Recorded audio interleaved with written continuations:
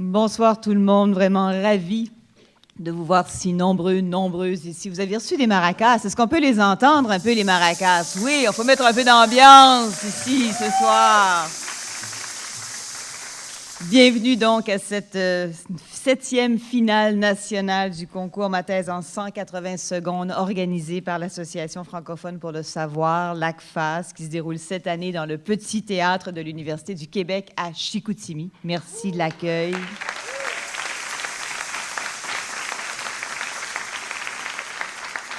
Je suis Sophie André Blondin, je suis journaliste, en fait, je suis animatrice aux Années-Lumière sur ici Radio-Canada Première. J'ai le plaisir d'animer cette compétition. C'est ma première fois, je suis nerveuse un petit peu moi aussi. Un bonjour d'ailleurs à l'ensemble des internautes qui nous suivent peut-être de partout au Canada et qui sait de l'étranger via la page Facebook de l'ACFAS. Je cède tout de suite la parole pour commencer à Lynn Sauvageau. Elle est présidente de l'Association francophone pour le savoir.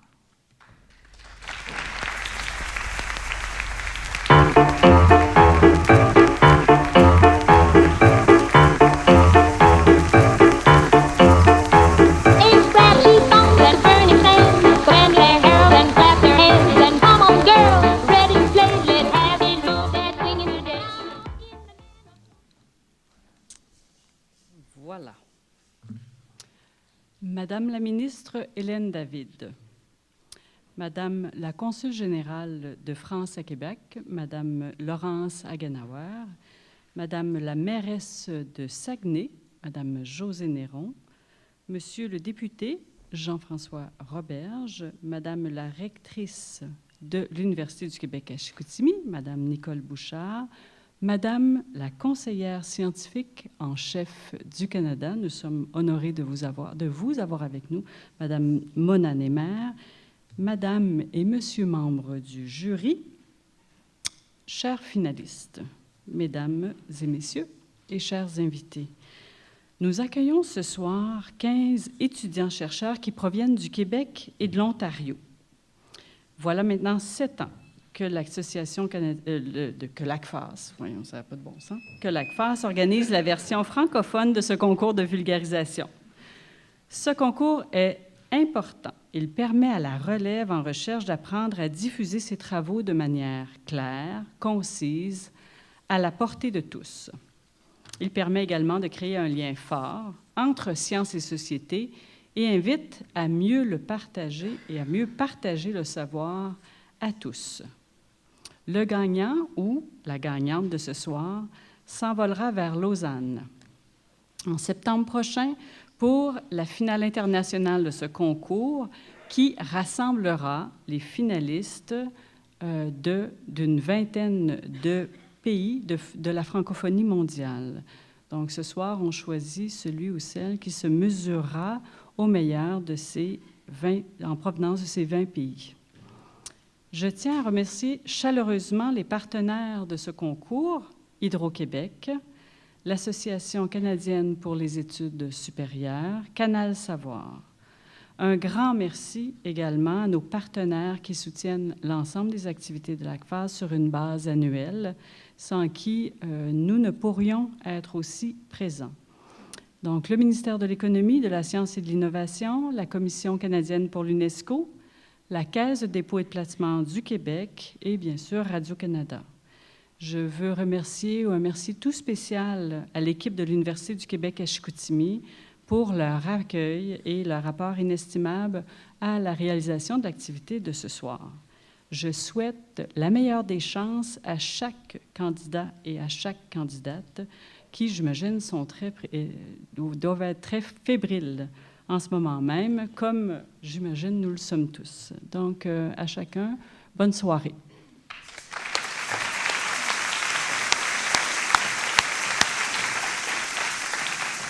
Merci beaucoup, Madame Sauvageau. Je vais maintenant vous expliquer brièvement les règles du concours, la façon dont la soirée va se dérouler pour tout le monde ici ce soir. Alors, c'est un concours qui est ouvert à tous les étudiants et les étudiantes qui sont inscrits au doctorat pour l'année 2017-2018.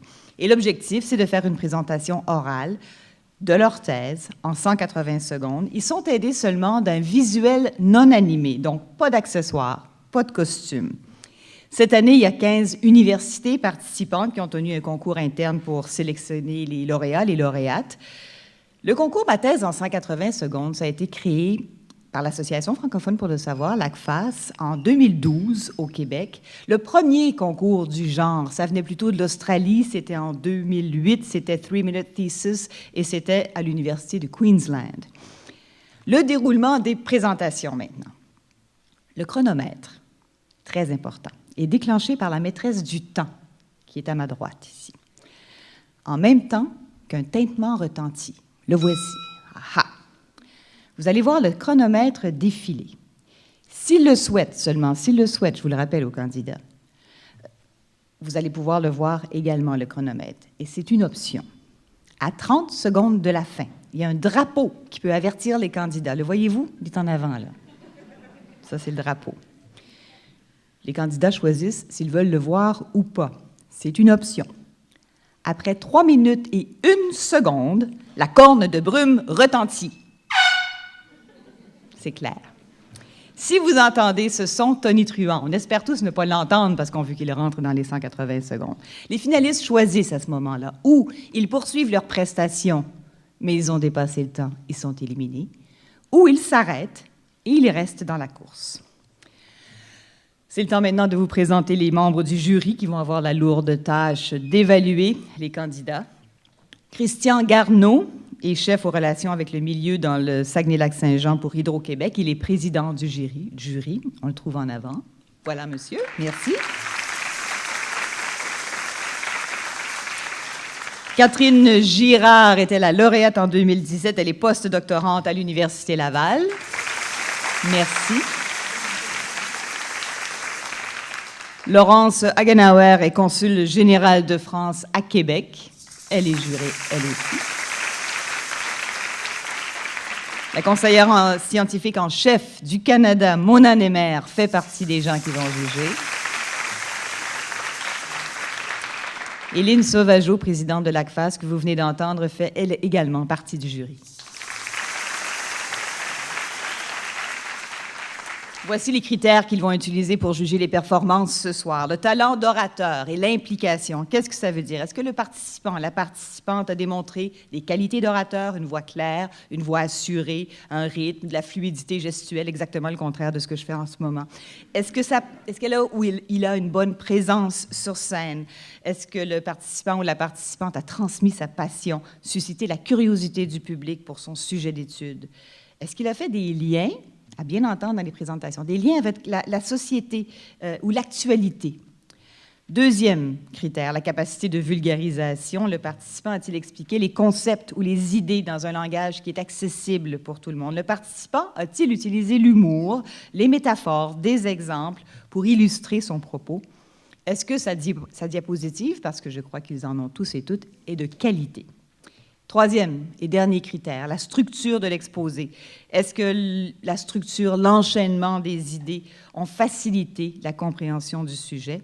Est-ce que les recherches menées, l'objet de la thèse, ont été exposées clairement? On n'espère pas que ça explose.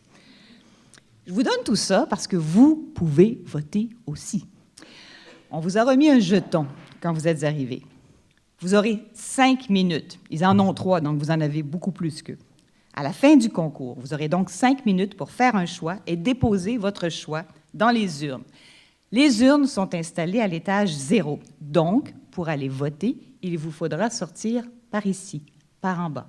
Vous n'aurez pas beaucoup de temps. Mais attention dans les escaliers.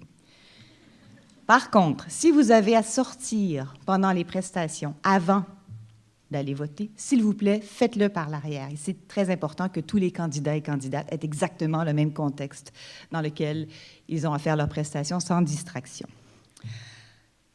Tout le monde a éteint son téléphone cellulaire, parlant de distraction. Ça ne sonnera pas, ça n'éclairera pas.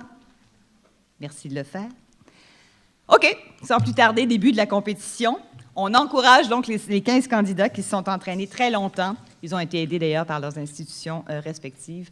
Un coup de maracas pour les encourager.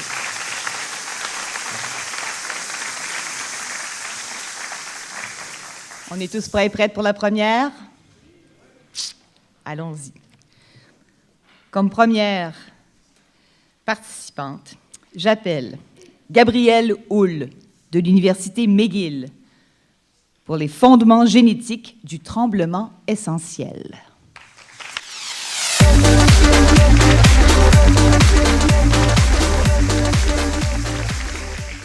Merci Sophie-André.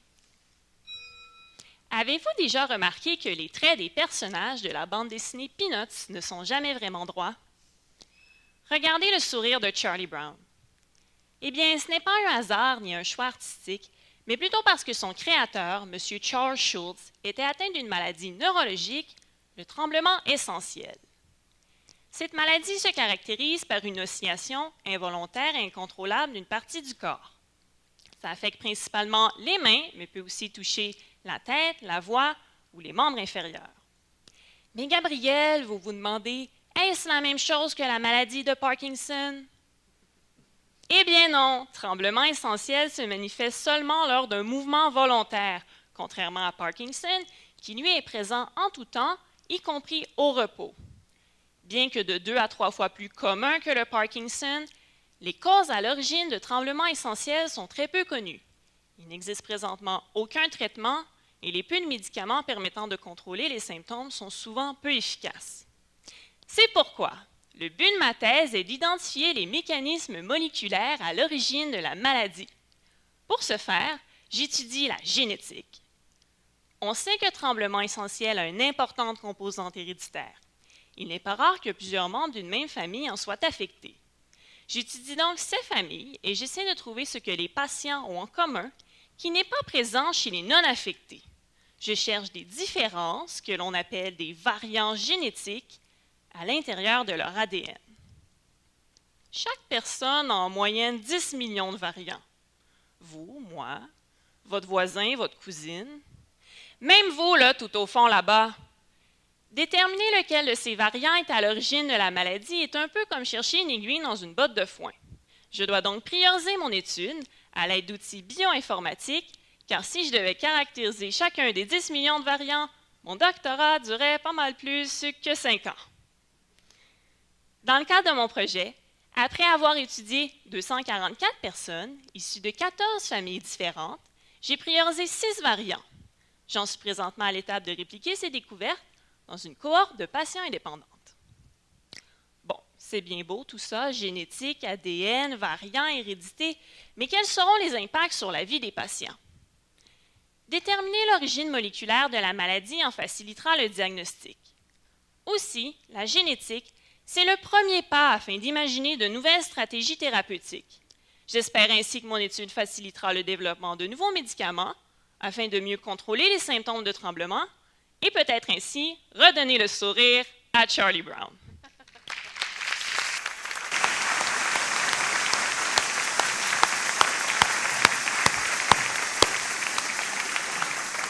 Merci, bravo Gabrielle. Deuxième participant maintenant. J'appelle Guillaume Dufton de l'Université Laval pour développement et optimisation d'un procédé électrodialytique permettant la désadification du lactosérum acide.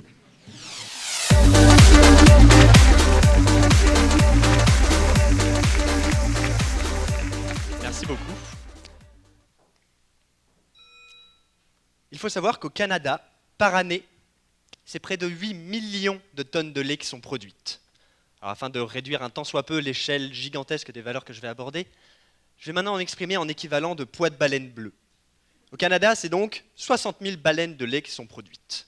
Plus de la moitié d'entre elles vont être transformées en baleines de fromage, baleines de yogourt, etc. Simplifions un petit peu les choses, concentrons-nous sur la production des baleines de yogourt. Au Canada, par année, c'est 3 000 baleines de yogourt. Sauf que pour chaque baleine de yogourt produite, c'est près de 3 baleines de petit lait, de lactosérum, qui sont à leur tour coproduites. On imagine assez facilement ce que l'on fait avec nos baleines de yogourt, on en retrouve des petits bouts dans nos frigos. Qu'est-ce qu'on fait de nos baleines de petit lait? On en fait plein de choses en fait. Elles sont réutilisées pour la production des baleines de fromage, réutilisées pour la production de lait infantile, dans l'alimentation sportive, également pour la production de biocarburants, de bioplastiques. Certaines sont même disséquées pour en extraire des molécules actives qui ont des effets bénéfiques pour la santé. Super, formidable, valorisation de nos baleines de lait, 0 déchet, merci, c'est tout pour moi. Bon, dans la réalité, ça ne se passe pas exactement comme ça, ce serait trop facile. En effet, pour la plupart des valorisations que je viens de mentionner, il est nécessaire de transporter nos baleines de petits laits vers leur lieu de valorisation. Et pour cela, elles doivent être séchées, à la fois pour un gain de volume immense, mais également pour améliorer leur conservation. Si une partie des baleines de petits laits se prête facilement à ce jeu de séchage, ce n'est pas le cas de toutes. En effet, dans notre cas précis, nous avons affaire à des baleines de petits laits acides, qui, quant à elles, aiment à venir s'engluer allègrement dans nos appareils de séchage comme si c'était une marée noire. Cela en raison de la forte concentration en calcium et en acide lactique. Il est donc nécessaire de préalablement réduire la concentration de ces éléments si on veut pouvoir espérer obtenir des poudres de bonne qualité. C'est ce qui est actuellement fait en industrie par le biais d'une série de procédés qui a un coût économique important, en plus d'avoir un très fort impact environnemental, qui est mauvais pour nos baleines, les vraies baleines. L'idée est donc de trouver une technologie qui permet de réduire la concentration de ces éléments, tout en ayant un impact environnemental le plus faible possible. C'est là qu'intervient mon projet.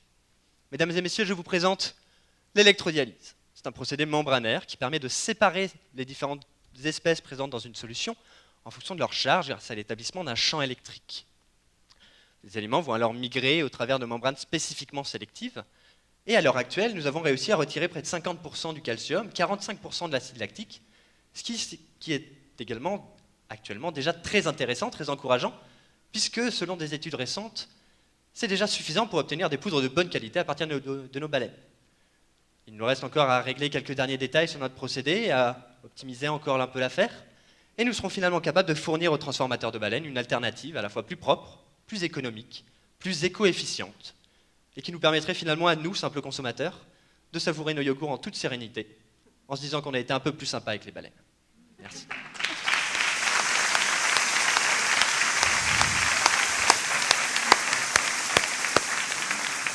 Bravo, merci Guillaume.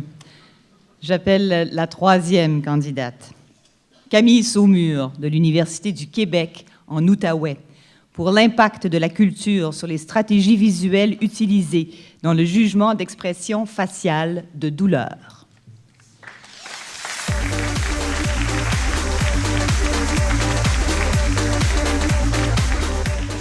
Bonjour. OK. Est-ce que mon micro fonctionne? Oui, OK.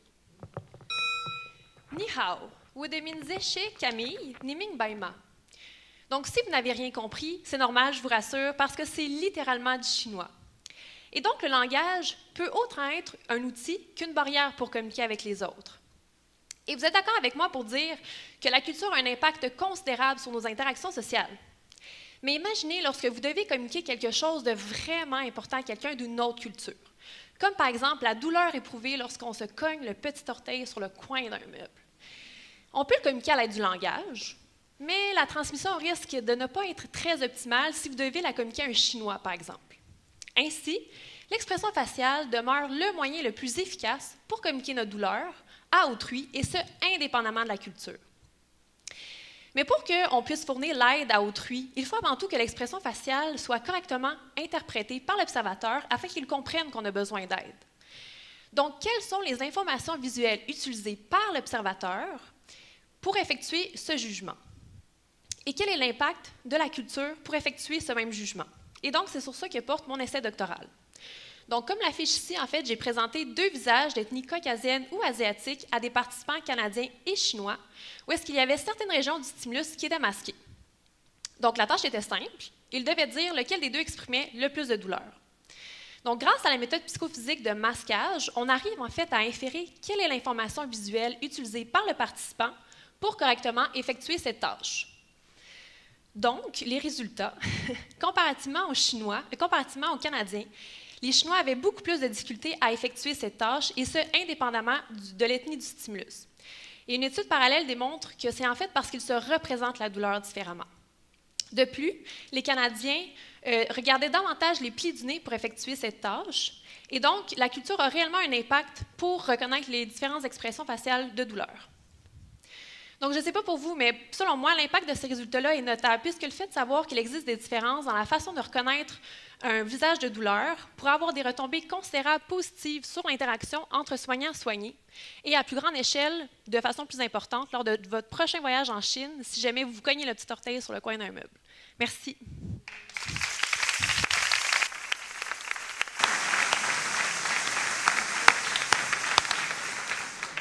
Merci, félicitations Camille. J'appelle maintenant Sarah Lafontaine de l'Université de Sherbrooke pour développement et validation d'une intervention éducative inspirée de la carte conceptuelle pour les patients vivant avec le diabète de type 2. Bonsoir. Bonsoir. Nous connaissons tous une personne qui vit avec le diabète. Juste ici dans la salle, nous sommes environ 300. C'est 30 personnes parmi vous qui vivent avec la maladie, parfois même sans le savoir. Le diabète amène peu de symptômes mais fait des ravages à long terme sur la santé. Un peu comme les fourmis charpentières, qui peuvent gruger toute la structure en bois de notre maison sans même qu'on s'en rende compte, le diabète va sournoisement affecter nos yeux, nos reins et notre cœur jusqu'à temps qu'il soit trop tard et que notre maison s'effondre. Afin d'éviter que les fourmis fassent des dommages irréversibles, les personnes atteintes du diabète reçoivent de l'enseignement pour changer leurs habitudes de vie. Le problème, c'est que l'enseignement actuel est très peu efficace à long terme.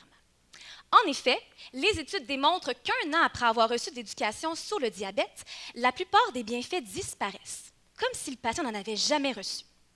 Dans ma thèse de doctorat, j'ai d'abord voulu comprendre pourquoi. Ce que j'ai constaté, c'est que notre enseignement est très peu centré sur le patient. Mais concrètement, ça veut dire quoi? On donne de l'information au patient sur sa maladie sans d'abord évaluer ses croyances, ses connaissances et ses besoins. Actuellement, on ne dispose en fait d'aucun outil pour nous aider à individualiser notre enseignement. Et c'est exactement ça le sujet de ma thèse. Développer une nouvelle intervention éducative davantage centrée sur le patient. La solution? La carte conceptuelle. Prenons l'exemple de Paul, un homme diabétique de 55 ans que je rencontre afin de lui donner de l'enseignement. Comment utiliser la carte auprès de Paul? Tout d'abord, j'écris un mot sur une feuille. Exemple diabète, et je demande à Paul d'écrire des mots qu'il croit, selon lui, associés au diabète. Alors, on peut voir que selon Paul, le diabète peut mener une amputation, ce qui est vrai. Toutefois, toujours selon Paul, le diabète est considéré comme une maladie temporaire. On sait que c'est faux. Alors, je peux passer des heures et des heures à enseigner à Paul comment changer ses habitudes de vie. Si Paul croit que son diabète va passer tout seul, que pensez-vous qu'il va arriver quand il va retourner chez lui? Absolument rien. Fourmi 1, Paul 0. Ma thèse vise donc à développer une intervention éducative inspirée de la carte conceptuelle pour spécifiquement centrer notre éducation sur les croyances et les besoins du patient. Comment je m'y prendre? En développant tout d'abord l'intervention avec des experts, soit un pédagogue, des infirmières et des patients diabétiques, pour ensuite la mettre en place dans des milieux de soins et voir ses bénéfices pour les patients. Je suis ainsi confiante de développer une nouvelle intervention éducative plus efficace à long terme. Et si ma thèse démontre que ça fonctionne pour des gens comme Paul, l'intervention pourrait possiblement aussi s'appliquer à d'autres maladies chroniques et ainsi révolutionner notre façon d'enseigner aux patients. Comme le disait Nelson Mandela, l'éducation est l'arme la plus puissante qu'on possède pour changer le monde.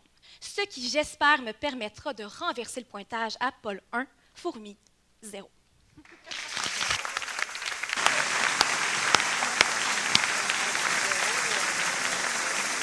Pile poil! Merci beaucoup, Sarah. La quatrième candidate maintenant, j'appelle Marie-Pierre Roussel de l'Université du Québec à Chicoutimi. Ouais, oh! Pour étude des adaptations du muscle squelettique induites par la progression de la dystrophie myotonique de type 1 et de leur modulation par les atteintes respiratoires et l'entraînement.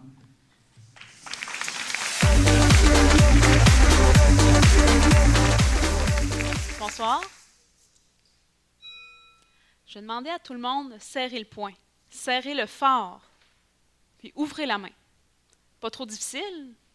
Maintenant, imaginez que lorsque vous avez le poing serré, vous devez lutter contre votre propre corps pour ouvrir la main. C'est ce qu'on appelle la myotonie.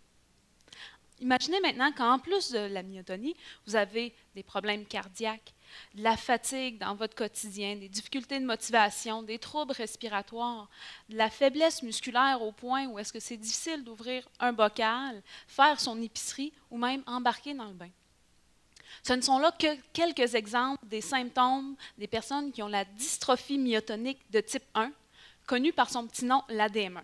En plus d'avoir tous ces symptômes-là, La DM1 est une maladie dégénérative, donc les symptômes s'aggravent dans le temps. Pour comprendre pourquoi la DM1 cause autant de problèmes, il faut descendre au niveau de la cellule, plus précisément au niveau de l'ADN. Les personnes avec la DM1 ont une mutation génétique. C'est un peu comme un lecteur de cassette qui tente de lire sur un ruban qui a été graffiné, il va jouer des fausses notes, mais une cellule qui tente de lire sur un ADN qui a été muté va avoir de la difficulté à former les protéines nécessaires pour son bon fonctionnement. Étant donné que les problèmes de faiblesse musculaire ont un aussi gros impact dans la vie de tous les jours des personnes qui ont la DM1, je me suis posé la question, si on prend les personnes qui ont la DM1, on les entraîne, on leur fait faire une bonne musculation, est-ce qu'on est capable de les rendre plus forts et ainsi leur faciliter la vie? Mais c'est ce que j'ai fait. J'ai entraîné des patients avec des exercices comme des extensions du genou, des développés de jambes et des squats. Et non seulement après les 12 semaines d'entraînement qu'on a fait, les patients étaient tous plus forts, mais ils avaient moins de fatigue dans leur vie de tous les jours, plus de motivation, ils étaient capables de marcher plus vite et même avaient moins de difficultés de se relever d'une chaise. Maintenant, je sais très bien que puisque les personnes avec la DM1 ont un défaut génétique, leurs cellules musculaires vont continuer à jouer les fausses notes, même si on les entraîne. C'est pour ça que pour la suite de ma thèse, je vais m'intéresser aux influences des problèmes respiratoires et de l'évolution de la maladie sur ces fameuses fausses notes.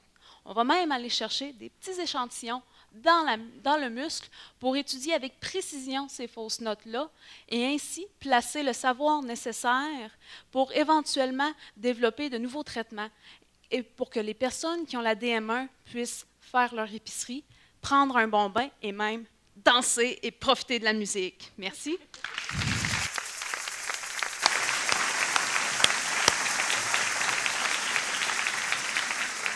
Merci beaucoup et félicitations, Marie-Pierre. J'appelle maintenant Ted Chinde Fotsine de l'École de technologie supérieure pour reconstruction 3D de forme et de densité du membre inférieur à partir d'images radiographiques biplanes.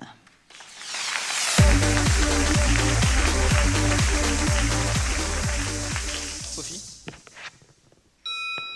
Mesdames et messieurs, bonsoir. Saviez-vous qu'il est possible de voir à l'intérieur du corps humain? Oui, madame. Ce n'est pas une utopie. Ça se fait déjà à l'hôpital grâce à un examen de radiographie. On passe tous ce type d'examen au moins une fois dans notre vie, que ce soit chez le dentiste ou chez l'orthopédiste.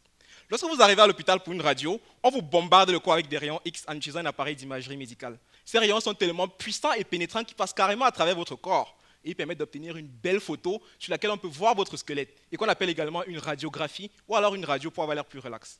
Lorsqu'on a une fracture, par exemple, le chirurgien orthopédiste va regarder cette radiographie afin d'identifier l'os endommagé pour préparer son traitement.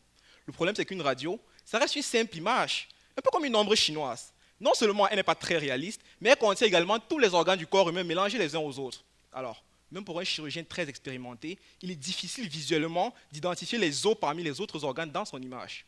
Imaginez alors que le chirurgien vous ouvre la jambe du mauvais côté parce qu'il a fait une mauvaise interprétation de votre radiographie.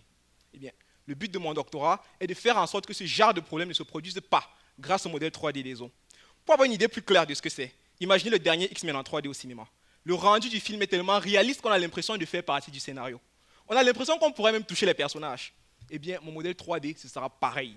Il ressemblera comme 2 gouttes d'eau à un organe réel. Ainsi, il sera tellement précis et réaliste que le chirurgien aura l'impression de naviguer à l'intérieur du corps du patient. Mais il faut savoir que le tournage d'un film comme le X-Men nécessite des caméras super puissantes qui prennent des centaines de photos autour des acteurs afin d'acquérir le maximum d'informations nécessaires pour les reconstruire en 3D. De même, la production de ce genre de film nécessite des années de travail acharné. Un peu comme un doctorat.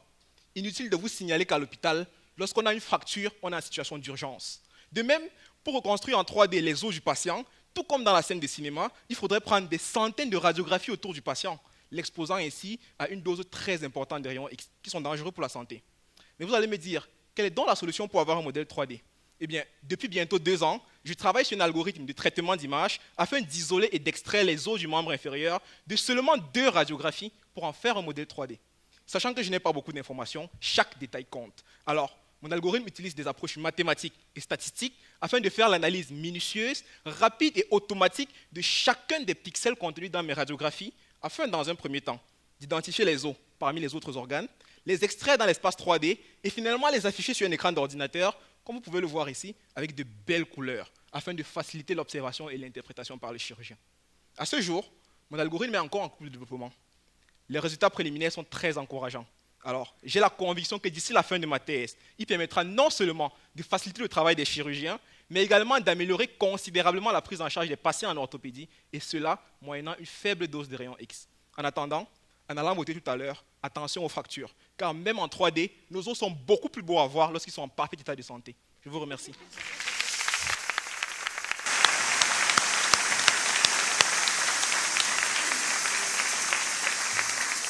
Merci, Ted Julie. On fera attention, effectivement. Septième personne à venir. Jean Massardi de l'Université du Québec à Montréal pour conception et intégration d'algorithmes de reconnaissance de plans et de planification dans un volet mobile destiné à assister des personnes dans leurs activités quotidiennes.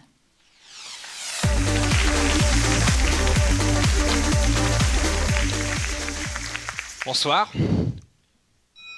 Bon, je vais raconter une histoire. Donc, j'étais un jeune doctorant à la recherche d'un bon sujet quand je vois mon chef et il me dit « Jean, j'ai trouvé un truc super, on va travailler sur un robot de téléprésence, téléconférence. Dernière génération. » Le smartphone avec des roues, là? Oui, exactement. Notre travail, c'est de le pimper pour en faire un robot d'assistance aux activités quotidiennes des personnes âgées. Et toi, ton travail, c'est de lui donner la capacité de faire de la reconnaissance d'intention, c'est-à-dire la capacité de reconnaître ce que fait une personne juste en observant, savoir si elle fait un thé, si elle se fait le café, ou encore si elle fait la vaisselle. Donc je suis allé voir un ami, un expert en vision par ordinateur, et je lui demande ce qu'on peut faire là, avec mon téléphone à roue. Et il me dit, t'en fais pas, il disait toutes les dernières techniques d'analyse d'images, big data, deep learning, réseau de neurones à convolution, tout va y passer, et t'auras un truc aux oignons. Bon. Et après des mois de labeur, ça y est, mon robot est capable de reconnaître une tasse.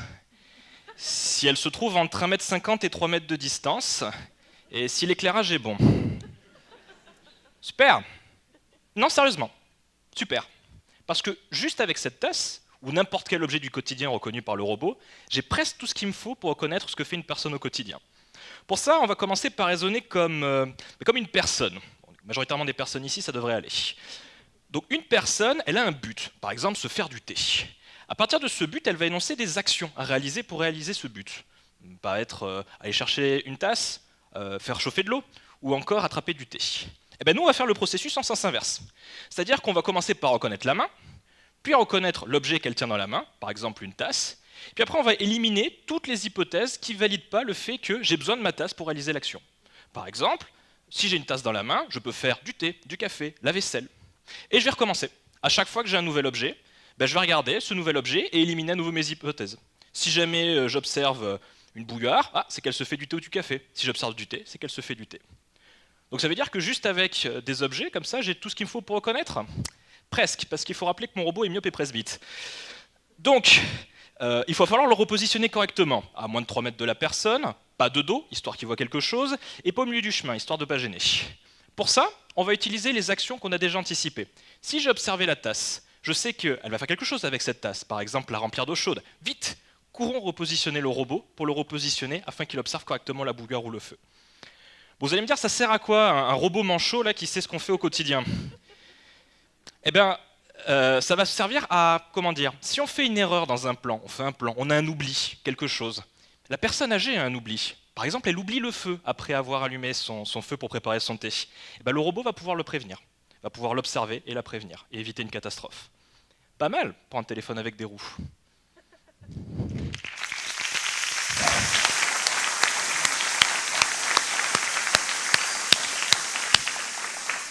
Merci, Jean. C'est le tour maintenant d'Intisar Arizi de Western University pour élimination des micropolluants des milieux aqueux par adsorption sur des matériaux synthétiques et modifiés.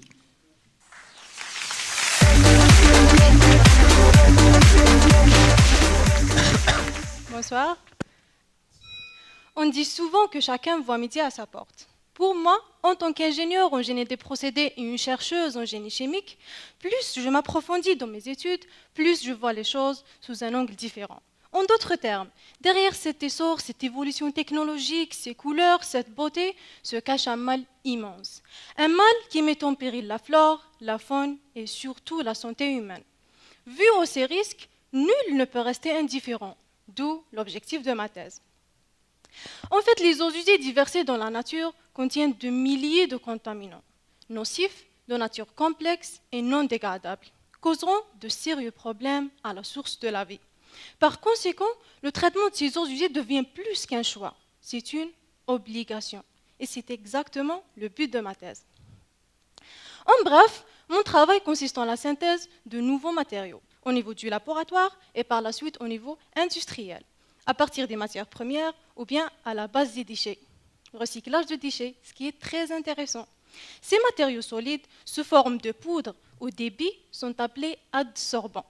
Ils ont une structure spécifique avec une surface poreuse qui leur permet d'interagir avec le polluant à l'intérieur du milieu aqueux.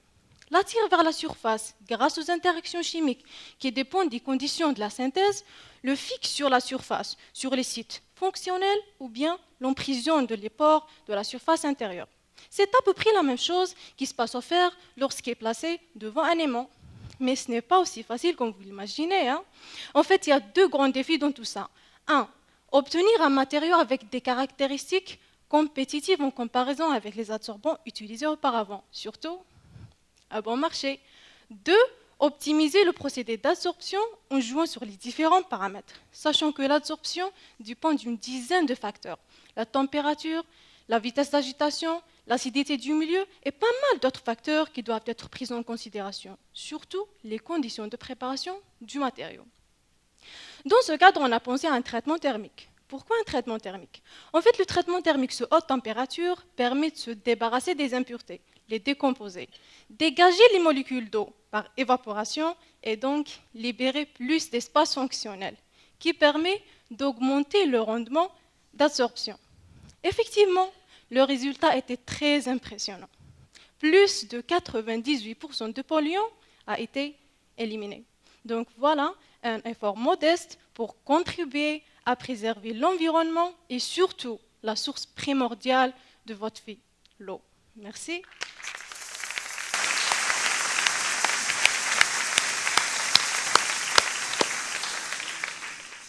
Merci beaucoup, Intisar. Alors, c'est le temps de prendre une pause de mi-parcours, mais une pause maracas. Réchauffez un peu vos maracas, agitez-les, laissez-vous aller, c'est ça. N'oubliez pas que tout à l'heure, vous n'aurez que 5 minutes pour voter. Je rappelle aussi, si vous vous inquiétez de ne pas voir le drapeau de temps en temps, que la visibilité du drapeau, c'est une option de chrono aussi pour les participants, les candidats et les candidates. Est-ce que tout le monde est prêt du côté des candidats pour la deuxième partie? On va y aller. Alors, j'appelle maintenant Dmitri Fedorov de Polytechnique Montréal pour conception de systèmes mécaniques auto-adaptatifs pour la locomotion.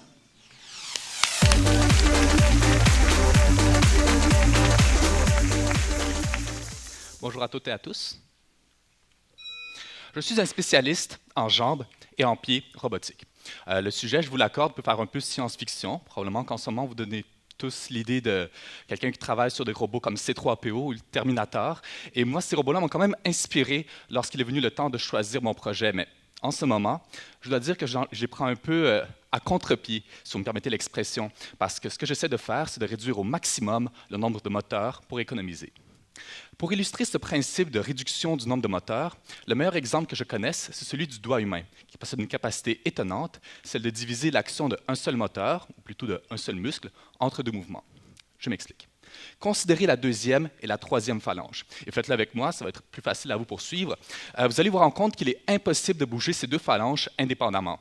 Lorsqu'on ferme le doigt, l'action du muscle est divisée dans une proportion qu'on ne contrôle pas, 50-50, entre ces deux mouvements. On peut dire que les deux phalanges sont sur un pied d'égalité. Par contre, si je bloque la phalange du milieu et que j'active le même muscle, cette proportion va changer. Maintenant, c'est uniquement la phalange du bout qui bouge. C'est ce qui nous permet d'accomplir une tâche complexe, comme saisir un objet, sans avoir à contrôler de façon indépendante chacun des petits mouvements qui le composent. On appelle ça l'auto-adaptation mécanique. Naturellement, ce principe a été utilisé à de nombreuses reprises pour la construction de mains robotiques, comme celle que vous voyez en haut ici.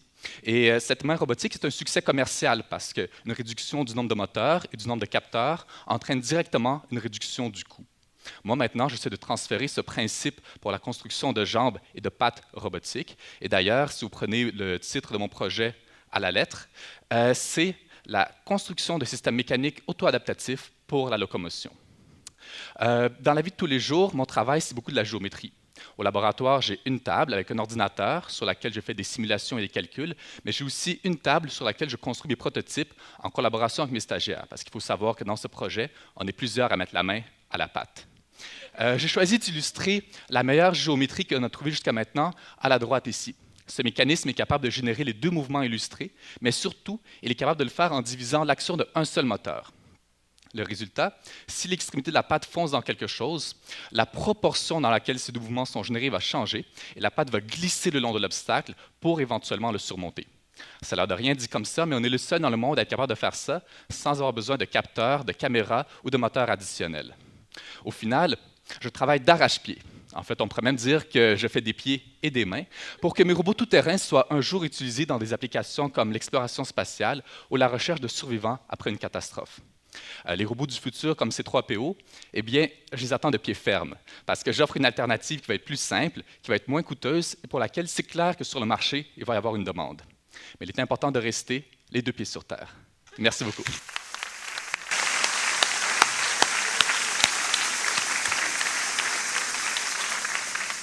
Merci, Dmitri. J'appelle maintenant Josiane Parent de l'Université du Québec à Rimouski pour l'atelier de négociation graphique comme dispositif orthodidactique visant le développement des représentations et de l'analyse morphosyntaxique.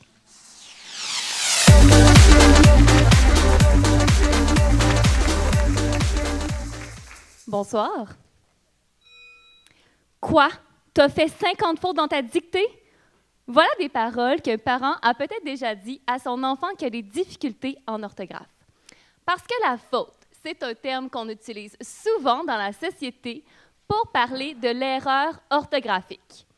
Mais la faute va aussi souvent appeler reproche, sanction et réparation. Un genre de catéchisme orthographique. Mais l'élève qui a commis 50 fautes dans sa dictée, vous l'imaginez? Il va recevoir sa copie avec plusieurs mots soulignés en rouge qu'il va devoir corriger. Mais est-ce que ça va lui permettre la prochaine fois de comprendre comment éviter ces erreurs-là? Léonard de Vinci disait d'ailleurs qu'un peintre qui ne comprend pas ses erreurs ne pourra jamais les éviter. Donc, qu'est-ce qu'on peut faire en milieu scolaire pour aider ces élèves-là qui ont des difficultés en orthographe? Inquiétez-vous pas, je me suis penchée sur le sujet. Donc, une erreur, ça cache un raisonnement. Bon, un raisonnement qui n'est pas toujours adéquat, j'en conviens. Mais un raisonnement quand même, et si on s'attarde à comprendre ce raisonnement-là, on peut intervenir pour le corriger. C'est l'idée principale des ateliers de négociation graphique ANG, une dictée que l'on dit innovante. Mais là, vous allez me dire, une dictée, c'est pas bien innovant. J'en conviens, la dictée existe depuis nombre d'années. Mais là, vous avez sûrement en tête l'image d'une classe qui est silencieuse, qui écrit religieusement ce que dicte l'enseignant. Mais est-ce que cette forme de dictée-là traditionnelle permet aux enfants de réfléchir sur l'orthographe, de se poser des questions et d'analyser leurs erreurs? Pas vraiment. Au contraire, l'ANG permet aux élèves d'interagir entre eux autour d'un problème orthographique. Alors, comment ça fonctionne brièvement? Alors, les élèves sont placés en sous-groupe. L'enseignant dicte une phrase ou deux. Les élèves l'écrivent, mais ensuite, ils doivent se concerter, regarder les mots qui n'ont pas été accordés de la même façon, et là, c'est un débat orthographique. Les élèves doivent justifier la raison pour laquelle ils ont accordé les mots de telle ou telle façon. Donc, les élèves discutent entre eux pour en venir à un consensus. C'est donc une situation d'apprentissage qui permet également de dédramatiser l'erreur. Et ce qui est intéressant, c'est que l'enseignant ou l'orthopédagogue peut utiliser cette activité-là pour comprendre le raisonnement des élèves et leur proposer des interventions adaptées à leurs besoins. Alors, l'objectif de ma recherche, c'est de comprendre comment l'ANG peut permettre aux élèves du primaire d'être plus réflexifs quand ils écrivent, mais également d'améliorer leur... Merci!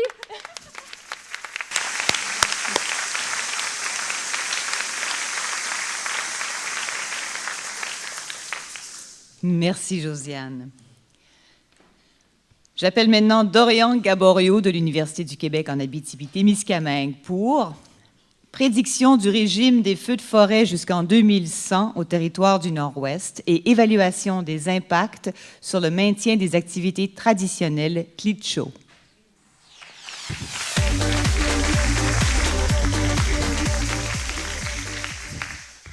Bonsoir. La forêt boréale représente près du tiers des forêts mondiales. Au Canada, ce royaume de l'épinette noire est habité depuis plusieurs milliers d'années par les peuples autochtones. Et la forêt leur est vitale en tant que moyen de subsistance, mais aussi comme lieu de pratique spirituelle et culturelle. Mais attention, n'allez pas croire que la forêt boréale est un paradis paisible. Justement, un élément perturbateur naturel vient régulièrement affecter l'équilibre entre les populations humaines et la forêt. Vous l'avez compris, je parle du feu. Les feux de forêt ont toujours existé et la plupart des espèces végétales s'y sont adaptées au cours du temps.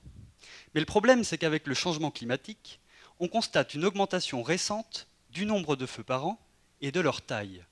Rappelez-vous, East Main au Québec en 2013, Fort McMurray en Alberta en 2016. Impressionnant, non? Saviez-vous que ces grands feux représentent près de 97% des superficies brûlées et seulement 3% du nombre de feux comptabilisés annuellement? On comprend alors l'origine du proverbe « D'une petite étincelle naît souvent un grand feu ».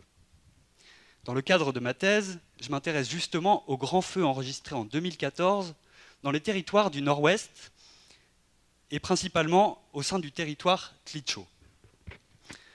Ces grands feux ont des conséquences pour les populations autochtones en termes d'activités traditionnelles, d'activités de subsistance. Mais attention,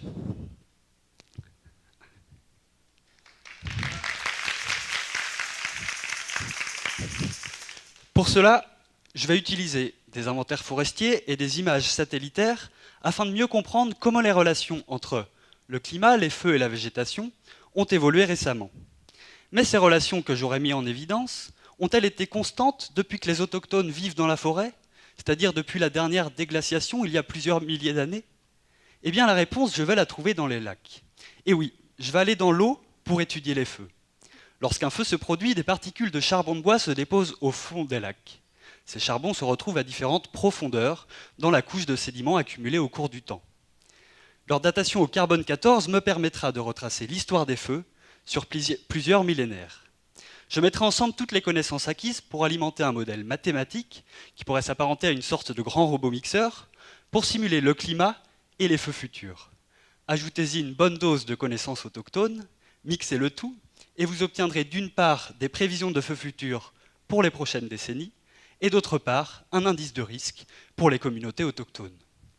Bon, j'en conviens, même les chefs cuisiniers doivent parfois ajuster leurs recettes.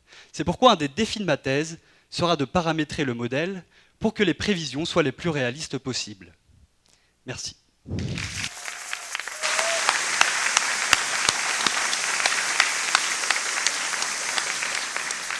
Merci, Dorian. Prochain participant, prochain candidat, j'appelle Éric Filion de l'Université Concordia pour Résonance et consonance, la musique dans les relations Canada-Brésil du début des années 1940 à la fin des années 1960.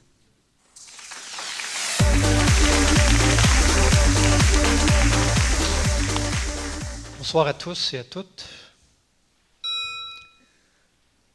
Je vous présente Oscar Peterson.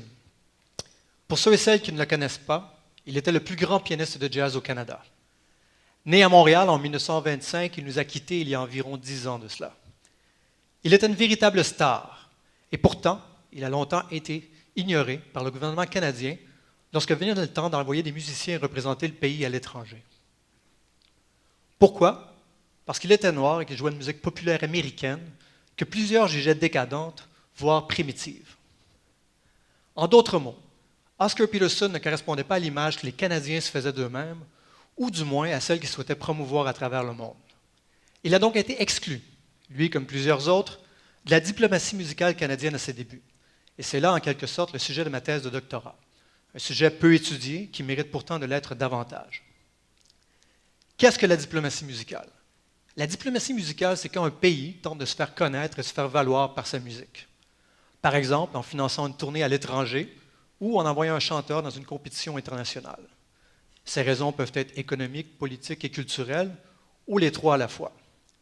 Le problème qui se pose est que ce ne sont pas tous les musiciens qui sont interpellés par l'État et ce ne sont pas tous les genres musicaux qui sont mis de l'avant. En tant que musicien, je m'interroge sur les facteurs qui influencent ces décisions. Et en tant qu'historien, j'ai le réflexe de me tourner vers le passé pour comprendre qui décide quoi, quand et comment lorsque vient le temps de recruter des musiciens pour en faire des ambassadeurs culturels.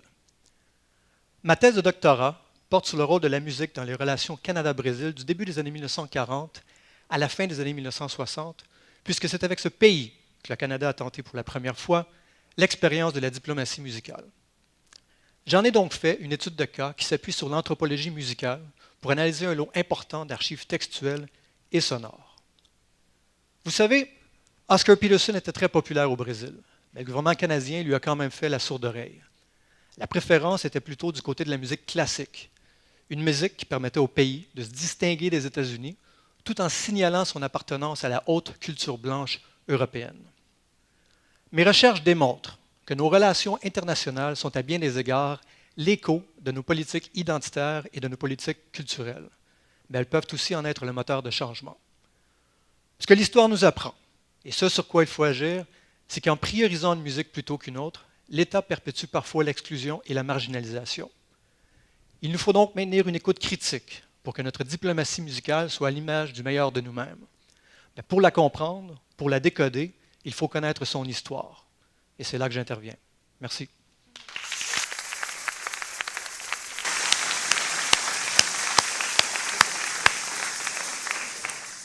Merci, Éric. J'appelle maintenant Charlotte Capt de l'Université de Montréal pour déchiffrer le lien entre la double transmission uniparentale des mitochondries et la détermination du sexe chez les bivalves.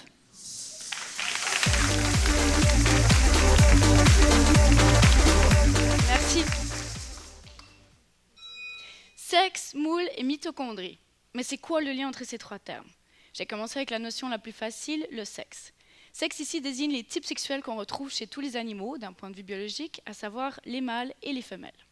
Le sexe est déterminé au début de la vie de chaque individu de plusieurs façons possibles. Il peut y avoir des composantes génétiques, comme les chromosomes sexuels, ou des composantes environnementales, comme la température.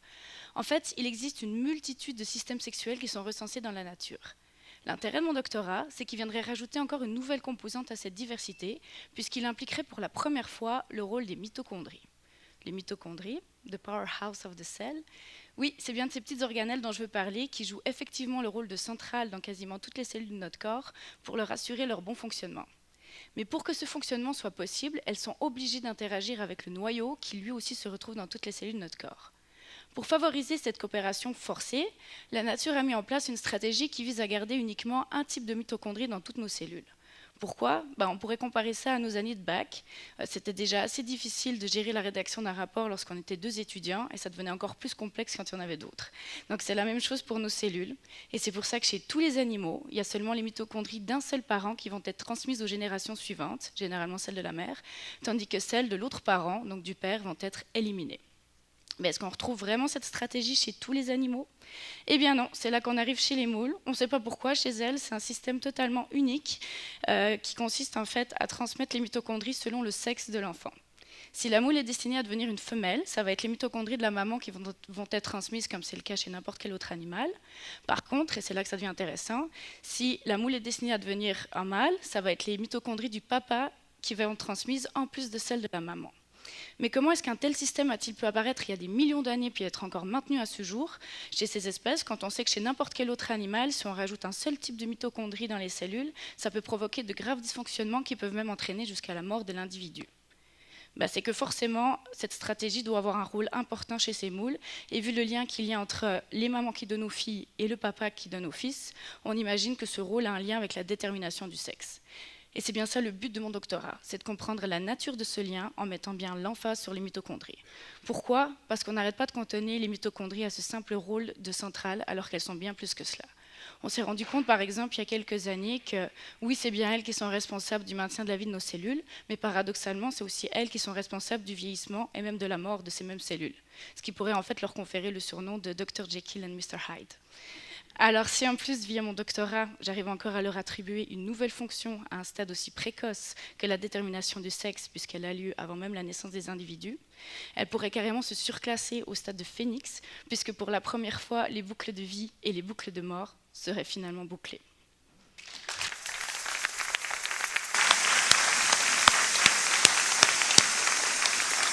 C'est bien dit. Merci, Charlotte. J'appelle maintenant Gervais Nono Kamga de l'Institut national de recherche scientifique pour modélisation et analyse de la transmission sans fil de l'information et de l'énergie dans les systèmes MIMO.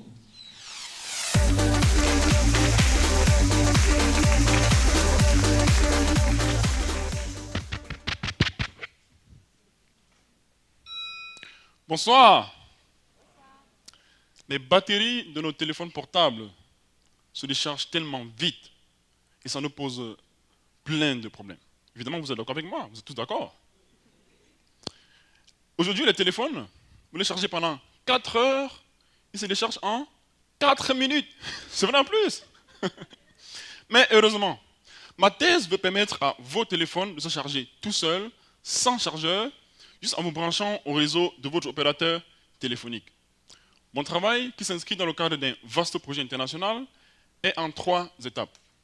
La première, supposons qu'avec la technologie de recharge sans fil, votre opérateur envoie un signal d'énergie à votre téléphone pour recharger sa batterie.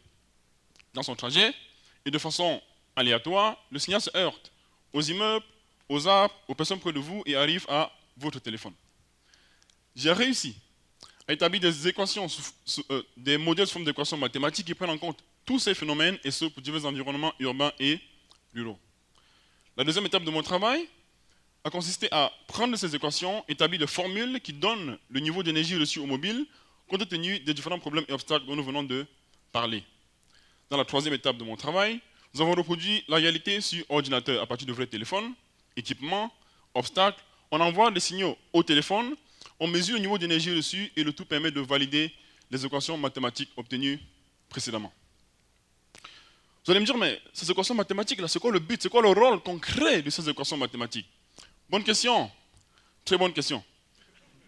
Ces équations mathématiques permettent aux chercheurs, aux ingénieurs, aux fabricants de concevoir des algorithmes et des techniques qui permettront donc à vos téléphones et à ceux de milliards d'autres personnes à travers le monde de bénéficier de cette technologie absolument révolutionnaire. Waouh, bah oui, moi aussi. Moi aussi j'ai hâte. J'ai hâte que cette technologie arrive vite. Parce que quand même, nous sommes tous excédés d'avoir des téléphones qui se déchargent plus vite qu'ils se chargent. Et justement, j'ai une anecdote à vous raconter, assez amusante d'ailleurs. Une fois, j'ai eu un téléphone. Je prends le téléphone, je le branche sur une prise. Je le laisse charger pendant des heures. Quand je reviens pour le débrancher, pendant que je le débranche, il se décharge. Et qu'est-ce que je dois faire? Le rebrancher pour qu'il se recharge. Encore, et encore, et encore, et encore. Au Québec, on dit, ça n'a pas d'allure. Mais c'est bientôt fini. Merci.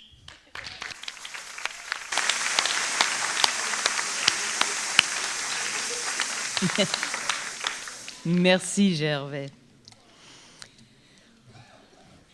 Ça y est, on arrive à la dernière participante. J'appelle Alexandra Lecourt de l'Université du Québec à Trois-Rivières pour développement du comportement préventif au travail chez les élèves en apprentissage d'un métier.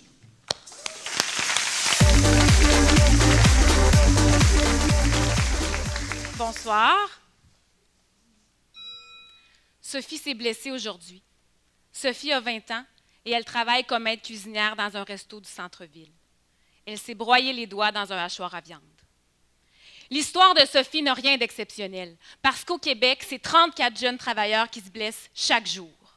Comme maman de 2 enfants qui deviendront des travailleurs, comme enseignante à de futurs travailleurs et comme contribuable de la société, je trouve ça inquiétant. Je ne sais pas vous, mais moi, je me suis demandé comment ça se fait qu'en 2018, il y a encore autant de jeunes qui se blessent au travail. Mes recherches m'ont amené à comprendre qu'il y a plusieurs facteurs en cause. Mais un qui semble particulièrement important, c'est le manque de formation à la prévention que reçoivent les jeunes travailleurs. Et c'est pour ça que j'ai décidé d'en faire mon sujet de thèse. Ma thèse avait pour objectif de comprendre comment la formation professionnelle qui me permet d'apprendre mon métier de plombière ou de cuisinière, bien, comment cette formation-là me permet de garnir mon coffre à outils en matière de prévention. Comment j'ai atteint mon objectif? Bien, premièrement, j'ai mis mon chapeau d'espionne et je suis allée observer comment ça se passe, l'enseignement de la prévention en formation professionnelle. Après ça, j'ai mis mon chapeau de journaliste et je suis allée faire des entrevues avec les élèves et les enseignants pour comprendre leur réalité. Les premiers résultats de ma thèse révèlent que les enseignants, ce sont les super-héros de l'enseignement de la prévention. Ils ont vraiment à cœur de bien former les jeunes, mais ils font face à plusieurs défis, dont le manque de ressources pédagogiques. Non seulement ils n'ont pas beaucoup de ressources, mais ils ont encore moins de ressources adaptées au métier qu'ils enseignent, qui tiennent compte des risques spécifiques à ce métier. Actuellement, ce qui se passe, c'est que les enseignants n'ont pas les bons outils à mettre dans le coffre des élèves. C'est comme si vous jardinez, mais que vous avez accès uniquement à des ustensiles de cuisine. C'est sûr que vous pouvez vous débrouiller avec une fourchette et une spatule pour transplanter une plante, mais c'est loin d'être l'idéal. Ce serait bien plus efficace de travailler avec une pelle et un cultivateur de sol. Ce qui fait que pour la deuxième partie de ma thèse, j'ai mis mon chapeau de créatrice et j'ai conçu des ateliers de formation qui tiennent compte des besoins des élèves et des enseignants, des risques spécifiques au métier enseigné et des facteurs d'efficacité reconnus dans les écrits scientifiques. Et enfin, j'ai mis mon chapeau de juge pour aller évaluer l'efficacité des ateliers. Et le résultat, c'est que les élèves présentent non seulement plus de comportements de prévention, mais ils ont aussi augmenté leur motivation pour la prévention, qui est un facteur important pour le maintien des comportements à long terme. En bref, on a réussi à outiller nos super-héros d'enseignants. On a permis aux élèves de garnir leur coffre avec les bons outils, ce qui leur a permis d'augmenter leur comportement de prévention à l'entrée sur le marché du travail. Le Québec compte plus de 4 millions de travailleurs. C'est à nous, comme société, de s'assurer de bien former la relève pour éviter les histoires comme celle de Sophie. Mais pour ça, ça prend les bons outils dans notre coffre. Merci.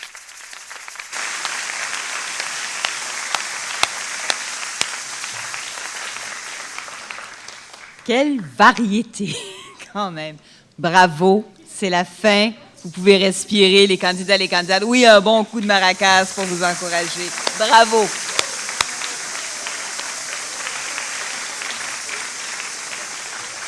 On ne voudrait pas être dans la peau des jurés, parce que le jury va devoir choisir. Il va prendre une pause de une vingtaine de minutes pour délibérer. Vous avez donc 5 minutes pour déposer votre jeton dans l'urne de votre finaliste. Ça, c'est à l'accueil, c'est en bas. Allez-y. Et on invite les 15 finalistes à rester, à venir sur scène pour une séance photo. Alors, allez-y, votez.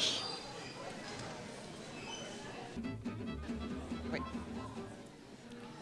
On va rappeler les candidats et les candidates dans la salle. Vous pouvez vous aussi vous installer confortablement.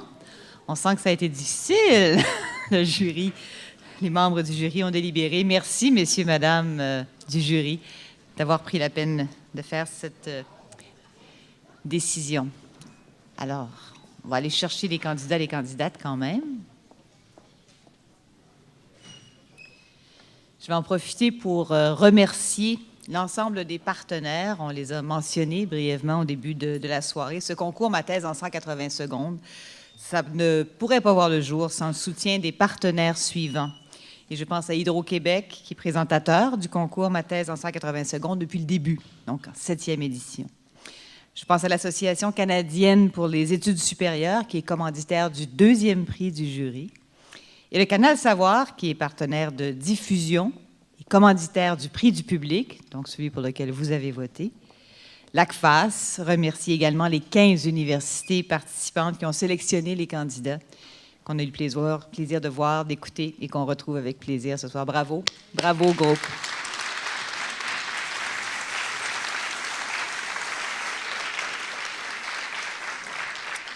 Merci tout particulier aux équipes de l'Université du Québec à Chicoutimi pour cet accueil, à Alexandre Nadeau et à Stéphane Perron pour le son, la lumière, la coordination logistique.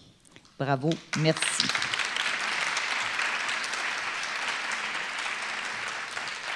Alors, ça y est. J'invite Hélène David, qui est ministre responsable de l'enseignement supérieur et ministre responsable de la condition féminine, à remettre le 3e prix du jury, une bourse de 750 $. Il paraît, une petite souris m'a dit que vous êtes une grande fan de ma thèse en 180 secondes. Ah, j'étais à Liège pour la finale internationale au mois de septembre. Et il y a un Québécois de l'Université Laval qui a gagné le 2e prix. Et puis, là, je veux pas, il y a une membre du jury là, qui était aussi, et je me souviens plus du rang, qu'est-ce qui était arrivé, je suis désolée. Qu'est-ce que c'était déjà? C'est ça. Mais elle était à la finale, c'est ça. Alors, on avait 2 ou, je ne sais pas s'il y avait plus que 2 du Québec, mais il y en avait 2. Et donc, ça a été vraiment extraordinaire de penser que c'est dans 20 pays de la francophonie. Alors, ce soir, c'était extraordinaire aussi. Je voulais à tout prix être ici avec vous. Alors, le 3e prix du jury est remis à Guillaume Dufton, Université Laval. Félicitations.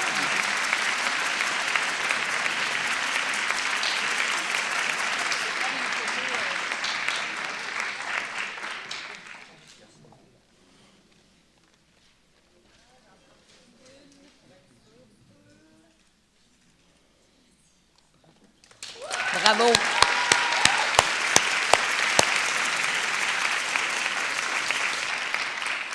J'invite à présent Sally Rutherford, directrice générale de l'Association canadienne pour les études supérieures, à remettre le 2e prix du jury, une bourse de 1 000 $.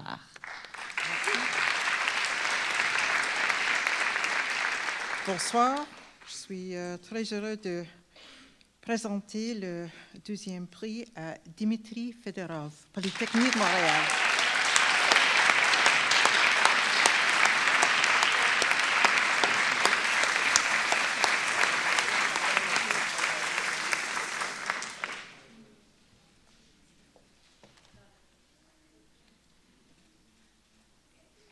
Félicitations.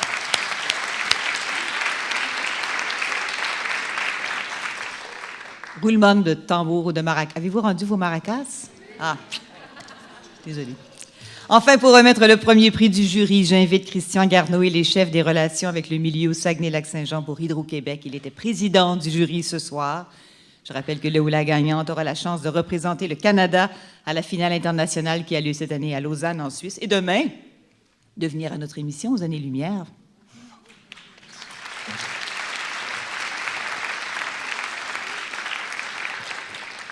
Alors, le suspense a assez duré. Félicitations d'abord à tous les participants. Très heureux de représenter Hydro-Québec. Je suis très fier aussi et honoré même de voir toutes vos présentations. Alors, félicitations. Maintenant, il faut identifier un gagnant, une gagnante. Alors, j'ai le plaisir d'annoncer que Sarah Lafontaine, de l'Université de Sherbrooke, remporte la première place.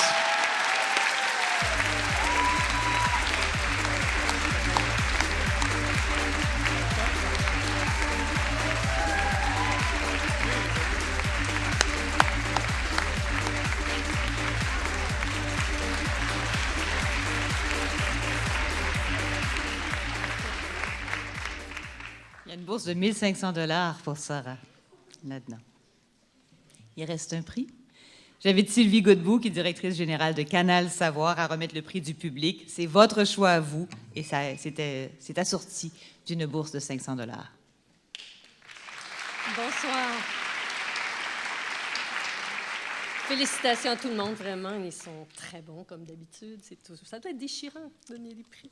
Alors, le prix du public ce soir va à Sarah Lafontaine.